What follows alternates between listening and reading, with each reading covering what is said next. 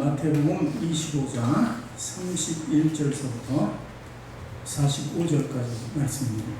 신약성경 44페이지에 기록되어 있습니다. 마태복음 25장 31절에서 45절까지 말씀입니다.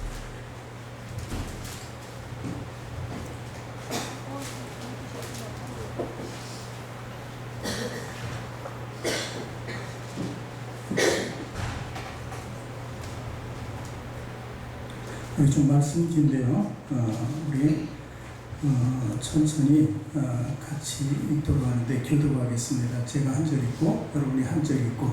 근데 오늘 말씀은 그냥 읽는 것이 아니라 말씀을 생각하면서 보기로 합니다. 항상 그렇게 해야 되지만 특별히 오늘은 이 한 이야기를 보고 이 한 이야기를 에피소드를 내가 본다 생각하고선 좀 마음에 새기면서 천천히 읽었으면 좋겠습니다. 제가 먼저 읽습니다. 인자가 자기 영광으로 모든 천사와 함께 올 때에 자기 영광의 보좌에 앉으리니 모든 인들을 그 앞에 모으고 각각 구분하기를 양은 그 오른편에 염소는 왼편에 두리라. 그때에 이름이 그 오른편에 있는 자들에게 이르시되 내 아버지의 보좌를 찾으려 나와 상속으로 너희를 여기 있는 나라를 상속하자. 내가 줄일 때 너희가 먹을 것을 주었고 목마를 때 마시게 하였고 나그네 되었을 때 영접하였고 헐벗었을 때 옷을 주고 굶었을 때 돌아오고 내가 졌을 때 나서서 이에 의인들이 대답하여 이르되 주여 우리가 어느 때에 주께서 줄이신 것을 보고 음식을 대접하였으며 목마르신 것을 보고 마시게 하였나이까.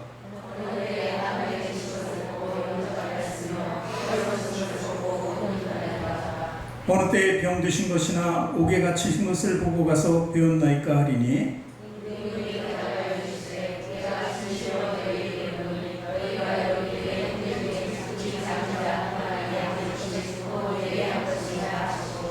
또 왼편에 있는 자들에게 이르시되 저주를 받은 자들아 나를 떠나 마귀와 그 사자들을 위하여 예비된 영영한 불에 들어가라.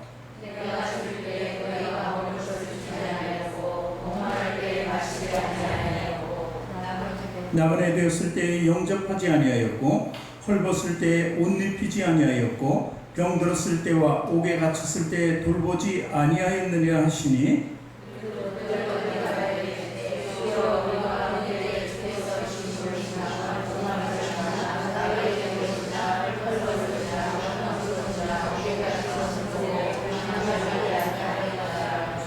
이에 임금이 대답하여 이르시되 내가 진실로 너에게 이르노니 이 지극히 작은 자 하나에게 하지 아니한 것이 곧 내게 하지 아니한 것이니라 하시리니 그들은 영벌에 의인들은 영생에 들어가리라 하시니라. 아멘. 두 손을 가슴에 얹고 저를 따라 고백하시기 바랍니다. 하나님께서는 나를 사랑하신다. 하나님께서는 나를 존귀하게 여기신다. 하나님께서는 나를 축복하신다. 하나님께서는 내 문제를 해결해 주신다. 믿으십니까? 네. 오늘 또 앞뒤 전 좌우에 계신 분들하고 인사합니다. 만나서 정말 반갑습니다. 사랑합니다. 사랑합니다.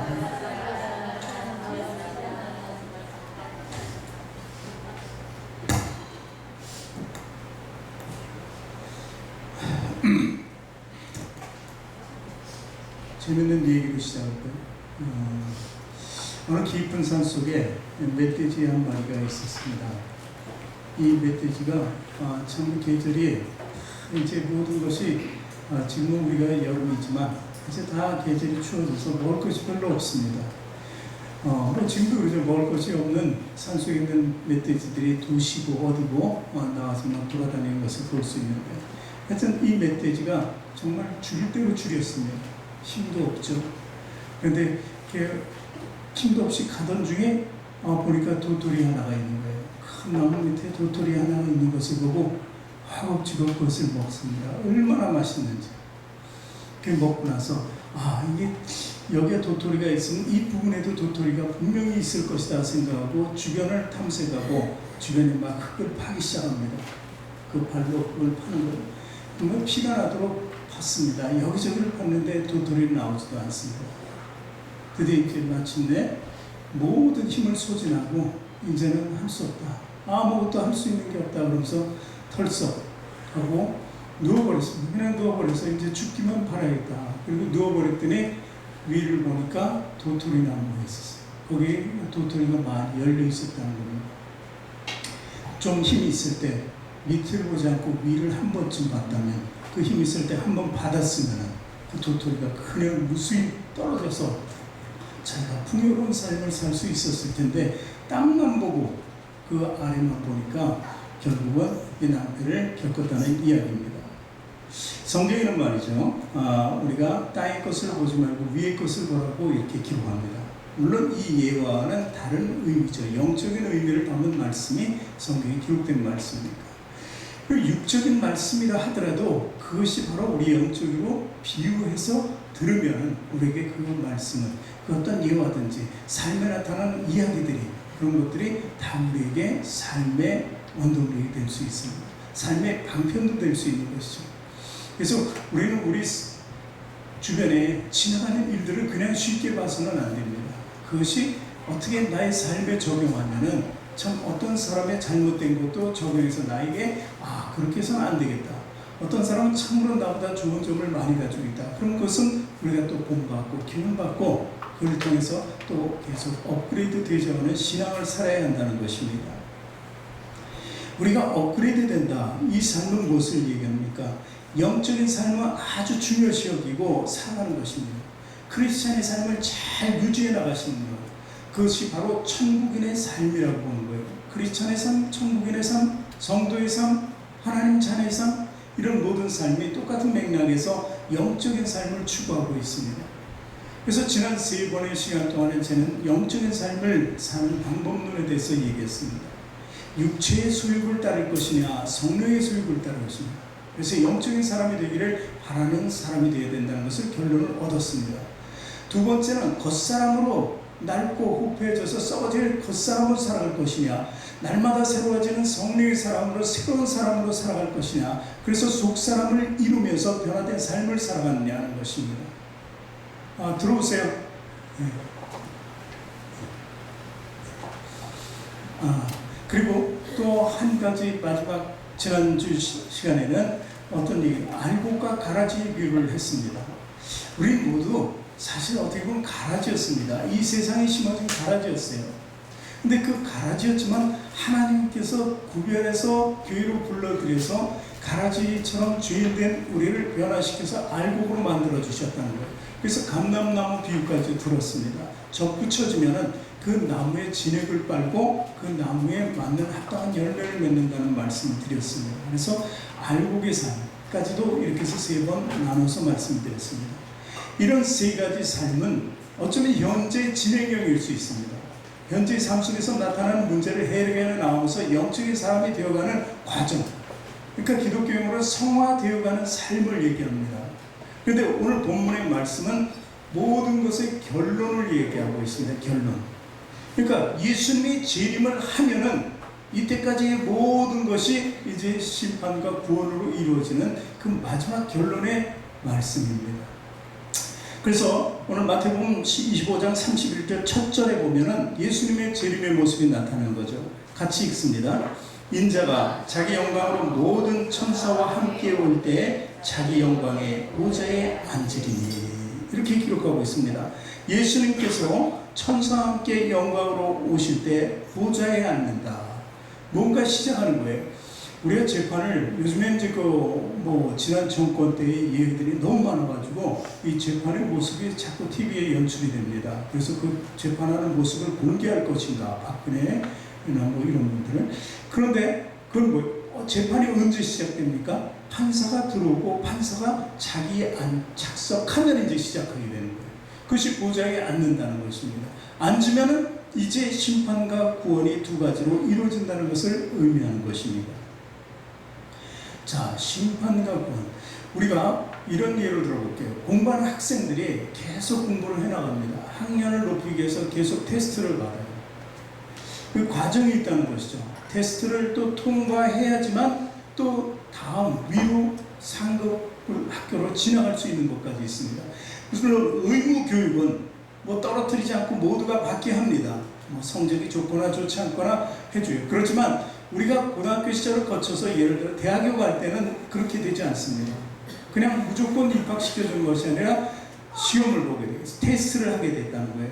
그것은 뭐예요? 좀 더 위로의 삶을 올라가기 위해서는 뭔가 그 과정에 대한 테스트를 한다는 거예요. 그래서 대학교에 가서도 뭐 성적이 학점이 나오지 않으면 위로 올라갈 수가 없어요. 또 고등학교에서 대학 가는 과정에서도 역시 시험에 자기가 가고자 하는 학교에 안 되면은 경쟁률이 높고 자기 성적이 미치지 못하면 안 되는 거예요. 떨어지는. 그래서 재수도 하고 삼수도 하고 이렇게 하는 거죠. 우리 교회는 삼수한 분들도 많이 있습니다. 어쨌든 이런 결과 속에 있는 모든 것은 바로 우리의 삶이 날마다 그런 과정을 겪어나가는 것을 보는다는 거예요. 그런데 이제 그것은 자기 선택적인 거예요. 나는 이제 중학교만 나오면 끝났어. 의무교육을 끝났어. 나는 고등학교 졸업했으면 됐어. 나는 이제부터 돈 벌러 나갈 거야. 대학교 안 갈 거야. 공부 지긋지긋하니까 공부 대신 다른 거 할 거야. 이렇게 선택적으로 할 수 있습니다. 그런데 공통적으로 선택하면서 할 수 없는 것 한 가지, 그것은 바로 모든 사람들이 그 평가를 받는데, 그 테스트를 받는데 죽음과 함께 본다는 것입니다. 한 가지 케이스는 죽었을 때 이루어진 거고, 또 한 가지 케이스는 살아있을 때 지금 예수님이 영광 중에 오신 것처럼 그때, 이 두 가지 중에 하나죠. 그러니까 두 가지로 우리 결과가 평가를 받을 수밖에 없다는 거예요. 그래서 히브리서 9장 27절에는 그 두 가지 중에 한 가지를 얘기하죠. 한 번 죽는 것은 사람에게 정해진 것이요 그 후에는 심판이 있으리니. 이것은 죽는 사람들에게 해당되는 거고, 그리고 만약에 휴거가 이루어지고 지금 재림하신다면 죽지 않은 상태에서 우리는 심판을 받는다는 얘기죠. 어쨌든 이러한 단계는 누구에게나 공통적으로 오는 거예요. 선택적인 것이 아니라는 것입니다. 그래서 이 비유를 마지막 심판에 대한 비유라고 오늘 본문 말씀을 이렇게 성경학자들은 이야기하는 것입니다. 그리고 마지막 심판 때의 모습이 32절, 33절에 봅니다. 같이 읽습니다. 모든 민족을 그 앞에 모으고 각각 구분하기를 목자가 양과 염소를 구분하는 것 같이 하여 양은 그 오른편에 염소는 왼편에 두리라, 이렇게 기록하고 있습니다. 여기서 대상은 누구예요? 모든 민족입니다. 누구도 하나 제외될 수 없는 것을 분명히 이야기하고 있는 것입니다. 이것은 모든 민족을 이렇게 심판하고 구원에 이르게 한다는 것은 창조주 하나님의 예언과 성취, 완성된 그 성취를 얘기하는 것입니다. 그래서 목자는 예수 그리스도를 얘기하고 양도는 성도를 얘기합니다. 그럼 염소는 누구냐? 불신자는 당연하지만 양인 것처럼 보이는 외식하는 사람도 염소로 구분되는 거예요. 오늘 말씀에는 그것이 있는 거예요. 양인 것 같은데 아닌 것. 그래서 예수님께서는 정확하게 구별해내서 양은 오른편에 염소는 왼편에 두신다고 말씀하신 것입니다. 왜 이런 비유를 들었을까? 우리는 또 시대적 배경을 좀 봐야 돼. 그 유대인의 환경을 봐야 돼. 그 시대. 팔레스틴, 이스라엘 백성들이 살고 있는 땅에는 양과 염소를 많이 길렀습니다. 그게 뭐 아주 굉장히 크지 않고 어느 정도 사이즈도 괜찮고 그리고 쉽게 자라고 쉽게 크고 젖도 주고 여러 가지 유익하니까 그걸 키우는 게 목축업의 대명사가 된 거예요. 아주 그걸 키우는 것이 보통 사람들의 직업이었어요. 근데 양과 염소는 좀 특징이 다릅니다. 삶의 질이 완전히 어떻게 보면 비슷한 것 같은데 완전히 다른 게 양과 염소라는 것이죠. 해가 지면은 염소는 추위를 견디지 못합니다. 그래서 추위를 견딜 수 있는 곳으로 몰아가고 양은 선선한 걸 또 오히려 좋아해요. 그러니까 양은 양끼리 이렇게 모아두기도 합니다. 여기서 양의 특징을 한번 봅니다. 제가 양의 특징을 말씀드리는데 이것을 나의 삶의 비유를 해야 돼요. 지금 제가 천천히 말씀을 드리는데 양은 그렇구나 그런 게 아니라 나는 그렇구나 이렇게 볼 수 있어야 돼요. 나는 아니다라고도 얘기할 수 있고. 이제 말씀은 먼저 이 양의 신체적인 특성은 염소하고 비슷해요. 일단 근데 뿔도 있어요. 뭐 암은 없지만 수는 뿔이 있다고요. 근데 뿔이 양은 어떻게 되냐면 똑바로 벗겨나가지 않고 꺾어져 있습니다. 뒤쪽으로 후방으로. 그것을 볼 수 있어요. 그리고 이 후방으로 꺾어져 있다는 걸 누구하고 적대시하지 않는다는 것을 얘기해요. 그렇지 않습니까? 주먹을 앞으로 뻗어 누군가 치는 거지만 주먹을 이렇게 뒤로 감싸고 있으면 상대방이 뭐 아무런 자기하고 감정이 없는 것을 볼 수가 있듯이 말이죠. 그래서 후방으로 돼 있고, 그리고 양은 성품이 온유합니다. 그래서 목자의 음성을 잘 듣고 그대로 따라간다는 거죠. 여기서 온유라는 단어가 나옵니다. 그렇죠? 그리고 또 양은 따른다는 의미에서 무슨 특징을 가지고 있어요? 순종의 의미를 가지고 있습니다. 또 양은 인내심이 강합니다. 그래서 털을 깎을 때 막 털 깎는 거 보면 털 깎는 경주도 있더라고요. 금방 한 마리 깎아버리더라고요. 근데 그렇게 빨리 깎을 때는 다치기도 하잖아요, 살이. 그런데도 양은 그냥 아무 소리를 안 내요. 그것이 인내라고 합니다. 지금 여기서 인내심이 나왔습니다. 또 양은 아주 평지를 좋아해요. 낮은 평지, 그같이 조용 고른데 그것을 보면 양은 겸손한 것을 볼 수 있습니다. 그리고 또 양들은 무리를 지어서 다닙니다. 항상. 이것은 무슨 의미냐? 공동체적인 의미를 가지고 있어요. 서로 붙어 있다는 거예요. 위험 속에서도 늑대나 이리가 나타나면 아주 서로 붙어서 이렇게 움직이는 것을 볼 수 있습니다. 그리고 또 양은 발자취를 남깁니다. 양의 발에는 진액이 나온다 그래요. 자기네들만의 특성이죠. 그래서 발바닥을 항상 깨끗이 하고 그 발바닥에서 나온 진액이 묻어가기 때문에 어떤 우두머리 양이 가면은 그 진액을 따라서 갈 수 있는 게 바로 양이라고 합니다. 그리고 양에서 아주 귀한 특성이 있는데 늑대가 통과한 길이나 그리고 늑대가 용변을 본 곳, 이곳에는 절대 가지 않는다고. 용변을 본다는 의미는 뭐예요? 짐승들이 개도 용변을 보잖아요. 자기 영역을 표시합니다. 관할권을. 거기 들어가면 늑대의 관할권인지 알고 그쪽은 피한다는 거예요. 그것이 양의 특성입니다. 제가 지금 특성을 얘기했죠. 뿔은 있으되 안쪽으로 자기를 향해서 있는 것과 똑같고, 그 다음에 제가 이건 온유와 순종과 인내와 겸손과 공동체와 그리고 깨끗게 하는 그 진행은 거룩함이고, 그리고 발자취를 남기는 것은 있는 그대로 나타나는 거짓 없는 진실된 삶을 얘기합니다. 그리고 또 중요한 것은 늑대가 가는 길이나 그 영역에 들어가지 않는 것은 죄에 빠지지 않는다. 이렇게 알 수 있는 것입니다. 그러니까 양은 보니까 굉장히 좋은 것만 있어요. 양은 죽어서도 그렇죠. 육적으로 고기가 되고 껏 껍질은 또 양모라든지 옷감이 될 수 있고 뭐 그게 살아있을 때는 우유고 뭐고 하여튼 모든 것을 공급해 주는 게 양이라고 볼 수가 있다는 것이죠. 그러면 염소들은 어떤가? 이렇게 왜 예수님께서 양과 염소의 비를 들었나? 그 염소의 특징은 염소는 산양이라고 합니다. 산양이라기도 해요. 거기서 기르는 것은. 그래서 좀 양과 비슷해요. 그래서 이제 구별은 분명히 되지만 산양이라고도 해요. 요즘 턱수염들이 있어요. 수컷은. 그래서 냄새가 많이 난다고 그래요. 쓸모없는 털이 있으니까. 일단 그리고 염소는 성질이 난폭합니다. 주인의 말을 듣질 않아요. 그래서 주인이 가자 그러면 절대 안 갑니다. 그래서 목에다 뭐 줄을 걸고라도 막 끌고 가든지 매질을 해야지 그때를 갈 수 있는 거예요. 이것은 무엇을 얘기합니까? 불순종을 의미합니다. 순종치 않는다. 자기 멋대로 간다는 것입니다. 버티든지 딴 길로 가든지 막 이런 특성이 있는 거예요. 그것은 뭐예요? 죄와 도피성을 얘기하는 것입니다. 그래서 이 집단 생활도 잘 못해요. 그래서 공동체 의식이 없습니다. 그러니까 이기적인 삶을 펼치는 것이 바로 염소라고 볼 수 있습니다. 그래서 이들은 피하기를 좋아해서 높은 곳에 올라가려고 해요. 높은 곳에 자꾸. 이것은 교만을 나타내는 것입니다. 그리고 늑대가 지나간 자리에는 양이 가지 않습니다. 용변을 본데도 양은 구별해서 가지 않는데 얘네들은 그런 게 관계없어요. 그냥 아무 때나 자기 거치는 대로 막 다닌다는 것입니다. 이것이 늑대의 특성이에요. 그렇다면 늑대에게서 보는 건 뭐예요? 불순종과 죄와 교만과 사단과 함께 늘 있다는 거예요. 사단의 아예 노예고 종이라는 것입니다. 그렇다면 여러분 이쯤에서 두 가지 특성을 얘기했는데 두 가지 짐승에 그러면 나는 만약에 양인가 염소인가 구별할 수 있지 않겠습니까? 여러분은 현재 어떤 삶을 살아가고 있습니까? 혹시 이럴 수는 있어요. 양 반, 염소 반. 그렇죠? 그래서 양이 60%만 돼도 내가 내 안에서 내 육신과 싸워서 이겼구나 이런 마음을 가질 수 있죠. 60%는 이길 수 있으니까.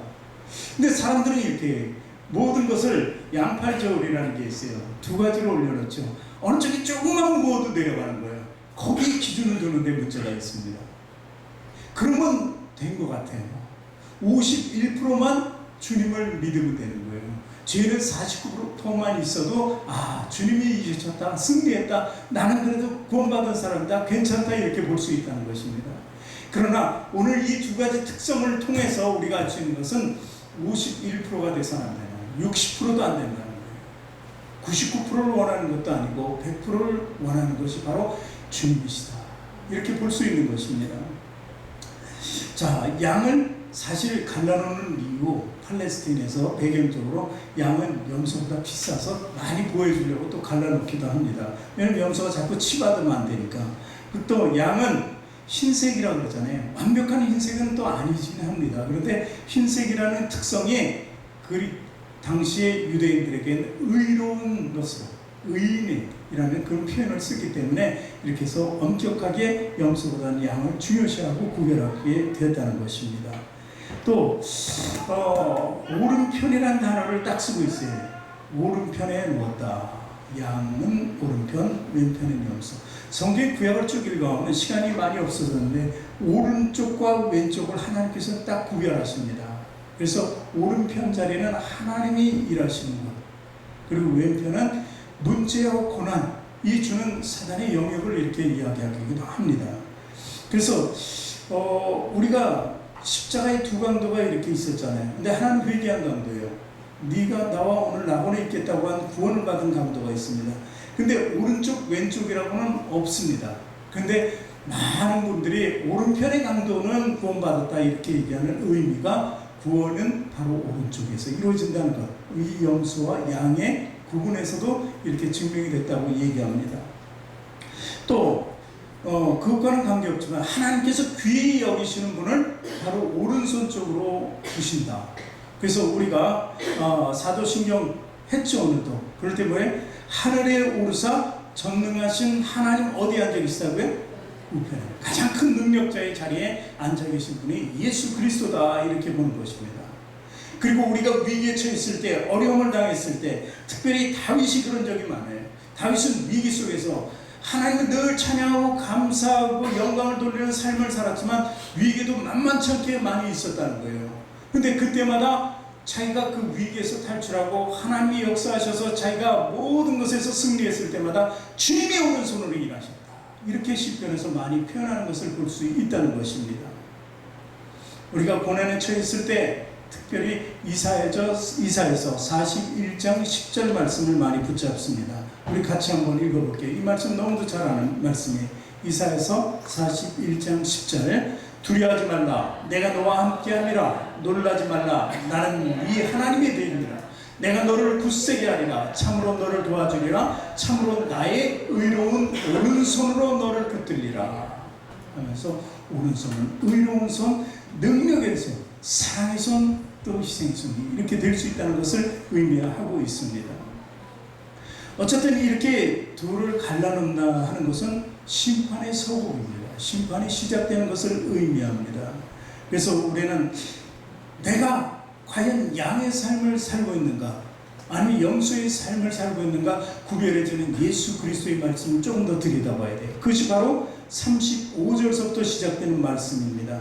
거기서 보면은 35절 밑에서부터는 우리 일단 읽자고요. 35절 36절. 내가 줄일 때에 너희가 먹을 것을 줬고, 목마를 때에 마시게 하였고, 나그네 되었을 때에 영접하였고, 헐벗을 때에 옷을 입혔고, 병들었을 때에 돌보았고, 옥에 갇혔을 때에 와서 보았노라. 다시 한번 읽으면서 몇 가지인지 한번 구분했고요. 첫 번째, 내가 줄일 때 너희가 먹을 것을 주었고 손가락으로. 두 번째, 목마를 때 마시게 하였고. 세 번째, 나그네 됐을 때 영접하였고. 네 번째, 헐벗을 때 옷을 입혔고. 다섯 번째, 병들었을 때 돌보았고. 옥에 갇혔을 때 와서 보았노라. 6가지, 이것을 사랑의 행위라고 합니다. 오늘 말씀하시면서 뭐래요? 너라는 표현을 쓰면서 아주 굉장히 긴밀하고 가까운 그 모습, 그래서 이것을 사랑이라고 하죠. 하나님께서는, 예수님께서는 우리와 이렇게 긴밀하게 사랑을 나누고 대화를 나누기 원한다는 거예요. 그래서 이 말씀 속에서 나, 너 하면서 이렇게 얘기하는 거예요. 내가, 너희가, 내가.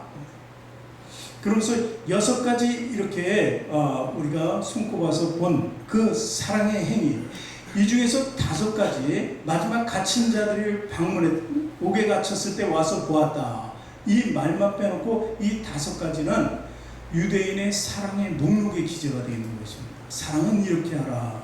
근데 6번째는 갇힌 자들을 방문했다. 이 의미는 과연 무엇일까요? 예수님이 이 말씀하셨을 때 갇힌 자가 있었나요? 없었나요? 단 한 명 있었습니다. 성경에는 세례 요한이었습니다. 세례 요한. 제자들이 찾아가 보았고 이렇게 돌봐주는 것을 얘기합니다. 근데 어떤 영적인 의미로는 굉장히 어려운 시험을 당한 사람들을 이야기하기도 해요. 근데 이 말씀은 예언적인 말씀을 품고 있습니다. 옥에 갇혔을 때 와서 보았노라. 그 예수님이 나중에 부활 승천하신 후에 이 제자들이 굉장히 큰 힘든 시험을 당하잖아요. 그냥 같이 잡혀 들어가고 그리스도 믿는 사람들이 잡혀 들어가는 거예요. 그럴 때 그들을 돌봐주는 것을 얘기해요. 그래서 예언적인 의미의 말씀이 바로 6번째 말씀이라고 쓰는 거예요. 베드로가 말씀을 전하다가 잡혀들어가고, 사도 바울도 선한일하다가 잡혀들어가고, 그때마다 고난을 받잖아요. 그런데 그때 무엇을 했나요? 베드로가 잡혔을 때 많은 사람들이 베드로를 위해서 기도했다는 것입니다. 이것이 그를 위해서 왔다, 방문했다, 이렇게 이런 의미로 나타난 것입니다. 그 외에도 많은 크리스찬들이 십자가에서 죽음을 당했고 순교자들이 얼마나 많았습니까? 그러나 그들을 위해서 기도하고 애통하면서 항상 공동체 생활을 했던 그 사람들을 의미하는 것입니다. 그런 사람들을 포함해서 예수님께서는 돌봐주었다, 이렇게 말씀을 하고 계시는 것입니다. 자, 그런데 이제 반문합니다. 반문해요. 이 37절부터 40절까지 반문하는데 또 같이 읽어볼게요. 이에 의인들이 대답하여, 잠깐요, 의인들이라고 하죠. 왜 의인들의 표현했습니까? 이미 그 사람들은 어디에다 놨다고요? 오른편에다 놔뒀기 때문에 의인들에는 대명사를 써주는 것입니다. 그래서 의인들이 대답하여 이르되 주여, 우리가 어느 때 주께서 줄이신 것을 보고 음식을 대접하였으며 목마르신 것을 보고 마시게 하였나이까? 또 어느 때에 나그네 되신 것을 보고 영접하였으며 헐벗으신 것 보고 옷 입혔나이까? 어느 때에 병드신 것이나 옥에 갇히신 것을 보고 가서 하리니. 여기까지 보니까, 아니, 예수님이 언제 자기네들 앞에서 그런 적이 있어야죠. 전혀 없었다는 얘기예요. 그렇잖아요. 이건 그들이 그렇게 얘기할 수밖에 없어요. 아니, 예수님이 언제 나한테 나타나서 그렇게 어려운 모습으로 나한테 나타났습니까? 나타나지도 않았는데 내가 어떻게 도울 수 있었습니까? 하는 이야기입니다. 그런데 40절에 뭐라고요? 같이 읽습니다. 임금이 대답하여 이르시되 내가 진실로 너희에게 이르노니 너희가 여기 내 형제 중에 지극히 작은 자 하나에게 한 것이 곧 내게 한 것이라. 이렇게 결론을 맺고 있습니다. 자, 지극히 작은 자 하나는 조금 뒤로 하고 그런 예를 듭니다. 성경에 마가복음 2장 1절에서 12절 보면은 중풍병자를 데리고 예수님 앞에 나가기를 원합니다. 예수님은 어느 집안에 있었는데, 근데 중풍병자를 데리고 들어갈 길이 없는 거예요. 들것에 4명이 들고 왔는데 사람들이 많으니까 뚫고 들어갈 수가 없는 거예요. 그래서 어떤 방법을 취합니까? 그 뒤로 가서 그 당시에 팔레스타인의 유대인 집들은 뒤에 뭐 계단처럼 돼서 지붕에 올라갈 수 있게 됐단 말이에요. 그러니까 글로 올라가서 지붕을 뚫어버리고 거기다가 내려버렸단 말이에요. 그런데 문제는 이 4사람의 행위예요. 4사람의 행위. 4사람의 행위가 한 사람을 구원하기 위해서 4사람이 그 무모한 행위를 했다는 것입니다. 그런데 예수님께서 그를 고쳐주시죠. 바로 그 4사람의 도움, 이것이 지극히 작은 자에게 한 거예요. 중풍병자, 그러면 죄가 있어서 중풍병자가 되었다는 것이 당시 통설이잖아요. 같이 근처에도 가지 않아요. 친구였다면 친구의 연도 끊어야 돼요. 그런데 그들은 그것이 아니라 친구였다는 그 의미로, 그리고 지극히 작은 자였고 소외된 자였고 힘들어 고통당하는 것을 보지 못해서 예수님께 데려가기로 작정하고 그렇게 지붕을 뚫고 들어갔던 것입니다. 이런 것을 우리는 가슴에, 마음에 담아야 돼요. 우리가 정말 이런 삶을 살 수 있을까? 우리는 더러운 것을 피하게 합니다. 나쁜 것은 보지도 않으려고 합니다. 그것이 우리의 거룩한 삶이 되는 것은 아니에요. 그것을 보고 우리가 고쳐줄 수 있다면 그것이 바로 우리의 의로운 삶이라는 것입니다. 의인이라는 말이 뭐예요? 남들을 위해서 희생한 게 지금도 많은 사람들이 의인이라고 하잖아요. 어쨌든 그런 의미입니다. 그래서 구제라는 것, 이 선한 일은 나눠주는 것입니다. 그래서 오른손이 하는 것을 왼손이 모르게 하라는 말씀도 우리가 구제했는데 내가 왜 했지? 그러니까 예전에는 그런 일이 없었는데 내 삶에서 하나님을 만나고 예수님 만나고 은혜를 받으니까 변화된 모습이 나타나는 거예요. 그전에 없었던 속성이 나타나고 그게 이제 몸에 배기 시작하니까 선한 일을 해도 당연한 줄 알고 하는 거예요. 다른 사람들이 볼 때는 야 정말 변했다 선한 일이라고 생각하는데 하도 그 일을 이제 하다 보니까 아니 나는 뭐 선한 일인지도 모르고 하는 거야 그냥 이렇게 돼버린 거예요. 그러니까 내가 언제 그런 일을 했나? 이렇게 오히려 반문할 수밖에 없는 거예요. 그 정도로 우리는 선한 일에 동참할 수 있어야 된다는 것입니다. 그래서 누가복음 6장 38절에 이러잖아요. 그 희생이 어디까지냐? 주라 그리하면 너에게 줄 것이니 곧 후이되어 누르고 흔들어 넘치도록 하여 너희에게 안겨주리라. 너희 헤아리는 그 헤아림으로 너희도 헤아림을 도로 받을 것이다. 그래서 누구인가 주라는 거예요. 주면은 너희도 그만큼 받을 것이다. 그 이상의 것을 받을 것이라는 것을 이야기하고 있는 것입니다. 예수님께서 어느 날 베데스다 연못에 가봤습니다. 베데스다 연못에 갔더니 그 물이 1년에 한두 번씩 요동을 치면은 거기에 이제 예를 들어서 신이 내렸다. 치유의 신이 내렸다. 그래가지고 그 물속에 먼저 들어가는 사람이 깨끗함을 받는다. 치유함을 받는다. 그래서 많은 사람들이 경쟁적으로 거기에 모였죠. 언제 물이 요동하나 하고. 그런데 38년 된 병자가 있었습니다. 자기가 움직일 수가 없는 거예요, 제대로. 그 물이 요동하는 것을 봐도 구경만 할 수밖에 없지 자기가 들어가려고 했던 데는 2번도 안 되고 아예 등수에 들어가지도 못하는 거예요. 그런데도 그 사람은 38년이 됐는데도 계속 거기 있는 거예요. 예수님께서 그에게 가서 낫고자 하느냐고 물어보십니다. 그랬을 때 대답이 뭐예요? 아니 물이 움직일 때 나를 들어서 못에다가 넣어주는 사람이 없다는 거예요. 넣어주는 사람이. 내가 할 수 없으니까 누군가 해줬으면 좋겠는데 없다는 것입니다. 이것이 우리가 보는 지극히 작은 자예요. 누군가 그렇게 바라고 끈을 붙잡으려고 할 때 우리가 그것을 붙잡아줘야 된다는 것을 의미합니다. 근데 우리는 상식적으로 이렇게 생각하지. 저 사람 안 믿으려고 외면하려고 저 사람은 잘못됐어. 그리고 우리가 그것을 외면해 잡아주려고 생각하지 않는다는 것입니다. 그래서 누군가 잡아줘야 되는 그 본분을 잘 인식하고 그 일을 행하는 것을 원하는 것이 바로 이 말씀 속에 있다는 것입니다. 그것이 바로 의인된 삶이고 오른편에 있는 양의 삶이라는 것을 우리에게 가르쳐주고 있는 것입니다.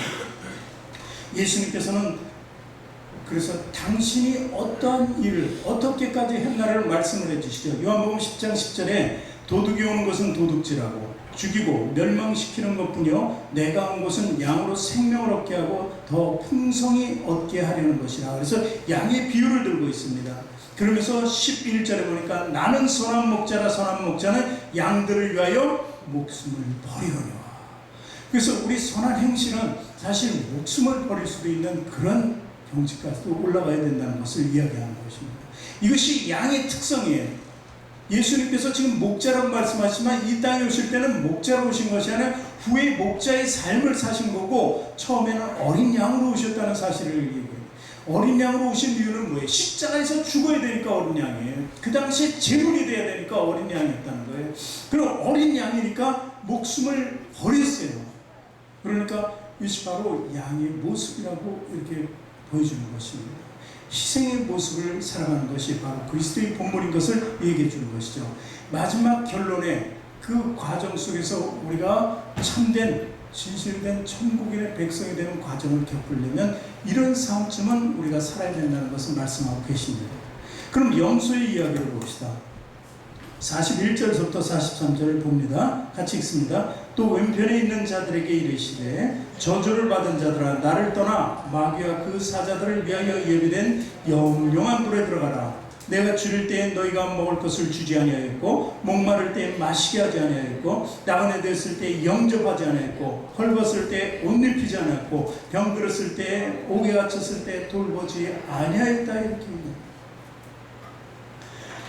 자, 그런데도 이 사람들도 얘기하죠.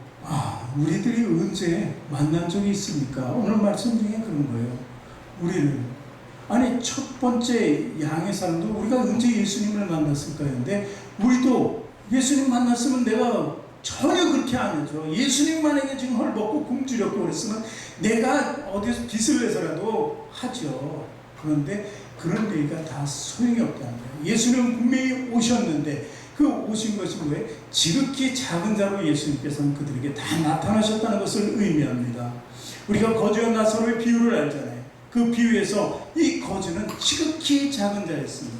근데 부자는 그에게 먹을 것을 주지 않은 건 아니에요. 줬죠. 자기네들이 먹다 남은 음식을 준 것밖에 안 돼요. 그것도 애써서 갖다 준 것이 아니라 버린 것을 먹을 수밖에 없는 거예요. 돌보지 않는 것. 그리고 돌보는 것, 끝까지 돌보지 않는 것. 이런 것들이 바로 오늘 말씀이에요. 예수님이 지금 나사로와 같은 모습으로 그 부자에게 다가갔는데 그는 외면한 것입니다. 그렇기 때문에 그는 영수가 될 수밖에 없었다는 것을 얘기합니다. 또 누가복음 18장에 보면 부자 청년이면서 어떻게 하면 영생을 얻을까 할 때 예수님께서 네가 완전히 하려거든 네 재산을 팔아 가난한 자에게 주고 나를 따르라고 이렇게 얘기합니다. 그랬을 때 안 되는 거죠. 구제와 헌신이 될 수 없는 거예요. 자기 것을 나눠준다는 것은 상상도 할 수 없는 일입니다. 그러니까 그 스스로 영수의 길을 간 거예요. 돌아갔다는 것은 영수의 길을 간 거예요. 양의 길을 갈 수 있기에 그런 질문하고 예수님은 그 길을 분명히 제시했는데도 불구하고 자기 스스로 영수의 길을 가는 것을 우리는 알 수 있습니다. 그런가 하면 삭개오는 예수님의 초청을 받아서 양의 길을 간 사람이에요. 자기 재산을 바로 반을 나눠주고 자세한 것이 있으면 반만 나눠줄 게 있습니까? 계속해서 그 삶 속에서 나눠주는 삶이 계속 이어졌다는 것을 우리는 상상하고 예측할 수 있는 것이 삭개오의 삶이었다는 것입니다. 그러니까 우리가 이렇게 지극히 작은 자를 돌볼 수 있느냐는 것입니다. 우선 결론적인 말씀 마태복음 25장 46절을 읽습니다. 그들은 영벌에 의인들은 영생에 들어가리라 하시니라. 그래서 육신의 소유를 삼고 겉사람을 삼고 가라지의 삶을 삶은 영벌의 삶을 살아가는 거고 성령의 소유로 속사람으로 알곡의 삶을 살아가는 사람들은 어디에? 양의 자리에 오른편에 놓이게 된다는 것을 이야기하고 영생에 들어간다는 것을 분명히 기록하고 있습니다. 자, 지극히 작은 자가 25장 40절에 나오죠. 40절 같이 읽어봅니다. 임금이 대답하여 이르시되 내가 진실로 너희에게 이르노니 너희가 여기 내 형제 중에 지극히 작은 자 하나에게 한 것이 곧 내게 한 것이다 이렇게 얘기합니다. 선한 사마리아인이라고 성경은 얘기합니다. 그 선한 사마리아 예루살렘에서 여리고라는 곳에 가는데 그 길이 좀 험해서 강도가 많습니다. 가다가 강도 만났어요. 그래서 다 뺏기고 죽도록 쳐맞았어요. 그냥 줬으면 안 맞았을 줄인데 반항했나 보죠. 죽도록 맞은 사람이. 그런데 그 곁을 지나는 사람이 있습니다. 레인도 지나가고 제사장도 지나가고 이렇게 지나갔지만 누구 하나 거듭떠오지 않아요. 왜? 그 피를 흘린 사람은 거룩하지 않으니까 손을 댈 수 없다는 것이죠. 그러나 선한 사마리안, 이 사람은 거룩성이 없다고 낙인 찍힌 사람입니다. 혼혈인이고 그러니까 이스라엘의 정통성을 가지지 못한 사람이라 죄인 취급하고 그 사람은 소외된 땅으로 몰아내는 사람들이 바로 이 사마리안이 있습니다. 그는 그 안에 죄된 것을 늘 가지고 살았지만 마음속에 선한 것을 추구하는 마음이 있었어요. 그 추구하는 마음이 강하니까 지나가다가 그 강도 맞은 사람을 구하게 됩니다. 그래서 그 구하게 되는 것, 이것이 바로 예시, 지극히 작은 자에게 베풀어 준 거예요. 그리고 또한 예수님께서는 그 말씀을 하시고 가서 너도 이와 같이 하라고 말씀하신 거예요.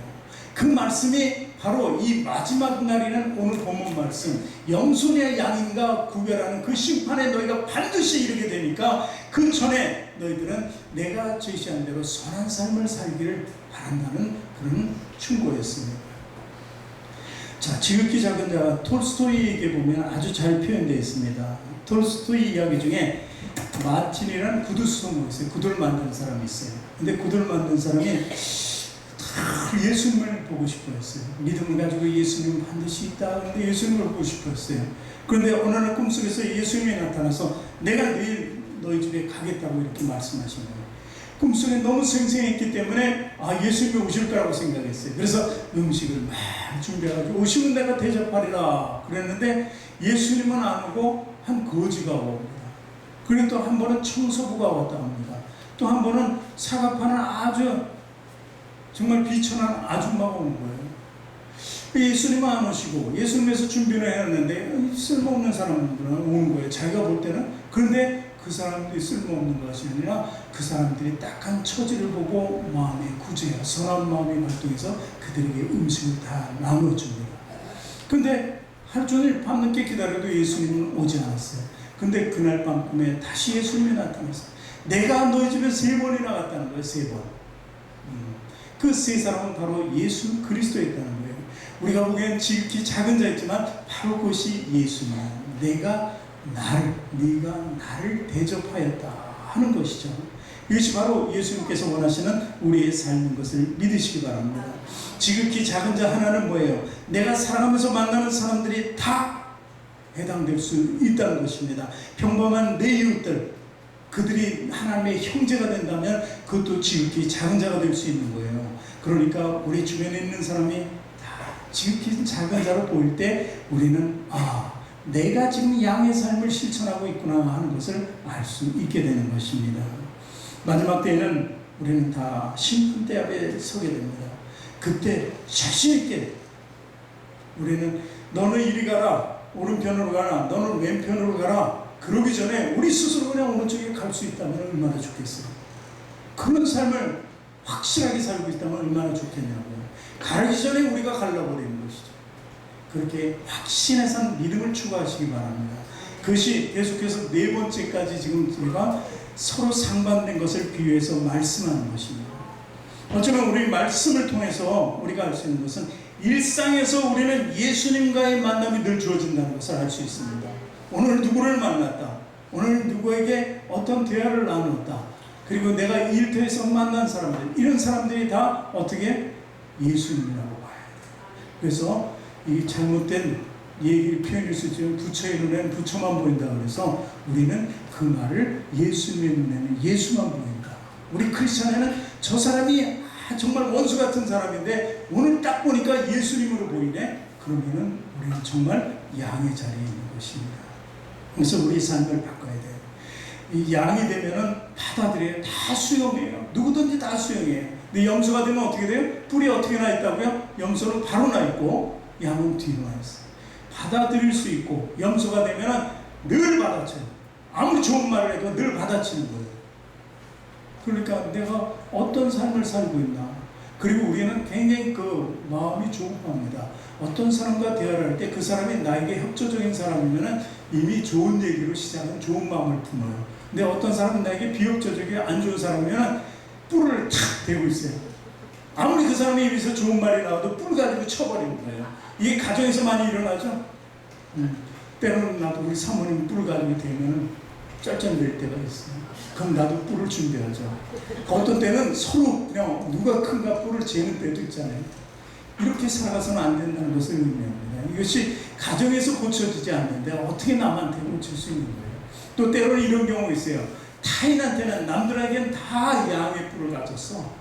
다 받아들여. 근데 집에 보면 나한테는 염소의 뿔로 해. 그러면 또 안 되죠. 원래 집에서 잘해야 돼. 남한테 잘해주고 집안에서 못하는 건 남한테 전부 가식적으로 하는 거예요. 뭔가 이익을 취하기 위해서 하는 거예요. 근데 집안에서도 그 뿔이 없으면 남한테 절대 뿔이 없으니까 나와서 될 수가 없는 거예요. 이게 진정한 양의 모습이라는 것입니다. 그래서 우리는 우리 삶에 우리가 책임질 만한 일을 반드시 해야 돼요. 이 결과는 반드시 심판을 이루어진다는 거예요. 그래서 갈라디아서 6장 7절부터 9절 마지막 말씀 같이 읽습니다. 스스로 속이지 말라. 하나님은 업신여김을 받지 아니하시나니 사람이 무엇으로 심든지 그대로 거두리라. 자기 육체를 위하여 심는 자는 육체로부터 썩어질 것을 거두고 성령을 위하여 심는 자는 성령으로부터 영생을 거두리라. 우리가 선을 행하되 낙심하지 말지니 포기하지 아니하면 때가 이르되 거두리라. 선을 행하는데 왜 낙심해요? 해도 끝이 없어요. 해도 뭐 좋은 결과가 안 와요. 하는데도 막 비웃음만 조롱만 있어요.